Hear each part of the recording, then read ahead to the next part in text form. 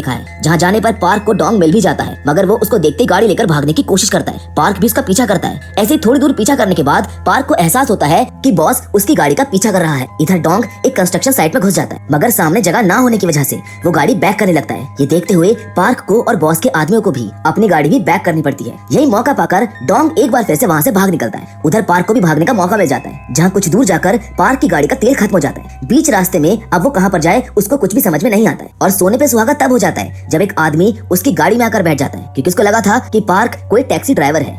Park उसको समझाता है कि वो एक नौकरी पेशे वाला आदमी है, वो कोई टैक्सी ड्राइवर नहीं है। मगर वो आदमी उसे ढेर सारे पैसे देने का लालच देकर अपने फार्म तक पहुंचाने को कहता है। पैसे को देखकर पार्क राजी हो जाता है, मगर गाड़ी में तेल ना होने की वजह से वो दोनों गाड़ी को धक्का लगाते हुए पेट्रोल पंप तक लेकर आते हैं। अब उस आदमी से पार्क ने इतनी मेहनत करवाई थी, इस वजह से वो आदमी भी उल्टा पार्क से अपने खेत में खूब सारा काम करवाता है। फिर वो उसको अपने घर ले आता है और कपड़े बदलवा कर उसको खाना भी देता है। इतने में उस आदमी की बेटी का फोन आता है, जो हंसते हुए अपनी बेटी से बातें करने लगता है। इसी बीच पार्क भी अपनी गर्लफ्रेंड योंगमे को फोन लगाकर कहता है कि वो इस बच्चे को अपनाने के लिए तैयार है, इसलिए वो अपना ख्याल रखे। योंगमे भी ये सुनकर बहुत खुश हो जाती है। फिर पार्क वहीं खड़ा होकर अपने अतीत के दिनों को याद करने लगता है, जब उसके पिता उसकी माँ से खूब लड़ते थे और एक दिन उन्हें तलाक देकर घर से चले गए थे।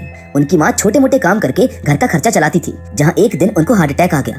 पार्क ने अपने पिता को कॉल करके बताया था कि उन्हें पैसों की जरूरत है, पर उसके पिता ने उन्हें पैसे देने से साफ इनकार कर दिया और उसी दिन उसकी माँ भी चल बसी। इसके बाद से ही पार्क अपने पिता से नफरत करने लगा। उन सब बातों को याद करके पार्क अपना गुस्सा गाड़ी के ऊपर निकालने लगता है। अगली सुबह पार्क डोंग की माँ के यहाँ जाने के लिए निकलता है, मगर बीच रास्ते में उसे बॉस का फोन आता है। उसने पार्क की गर्लफ्रेंड योंगमे को किडनैप कर लिया है और कहा है कि अगर वो कार लेकर नहीं लौटा तो वो योंगमे को हानि पहुंचा सकता है। जिसके बाद पार्क डोंग की माँ के घर जाता है, जहाँ पर वो फोन करके डोंग से झूठ बोलते हैं कि उसकी माँ की तबीयत बहुत खराब है। ये सुनकर डोंग वहाँ भागते हुए पहुंचता है, मगर पार्क को वहाँ पर पाकर वो भागने की कोशिश करता है, लेकिन किसी तरह पार्क उसको पकड़ ही लेता है और उस स्पोर्ट्स कार के बारे में पूछता है। डोंग बताता है कि उसने ब्रोकर को कार बेचने के लिए दे दी है। तभी डोंग के दोनों बच्चे वहाँ पर आते हैं और पार्क उसको छोड़ देता है। इसके बाद हमको दिखाया जाता है कि पार्क अपनी गाड़ी स्टेलार को बेचने के लिए एक दूसरे ब्रोकर के पास आता है। ब्रोकर को उसकी गाड़ी पसंद भी आती है, पर उसे खरीदने के लिए पार्क को डॉक्यूमेंट्स चाहिए होंगे, इसलिए पार्क अपने घर की तरफ चला जाता है। घर पहुंचकर वो गाड़ी के डॉक्यूमेंट्स ढूंढने लगता है। तभी उसकी बहन के हाथ में उसके पिता का एक प्रिस्क्रिप्शन लगता है, जहाँ उसकी दादी पार्क को बताती है कि मरने से पहले उसके पिता की तबीयत बहुत खराब थी, क्योंकि उसने अपनी एक किडनी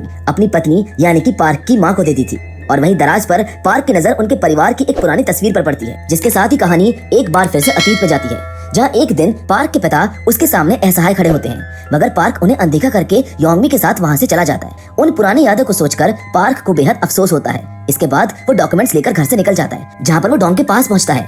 डोंग उसको बताता है कि वो ब्रोकर उसका फोन नहीं उठा रहा है, ऐसा लग रहा है कि वो उन्हें धोखा देने वाला है। ये सुनकर पार्क डोंग को मारने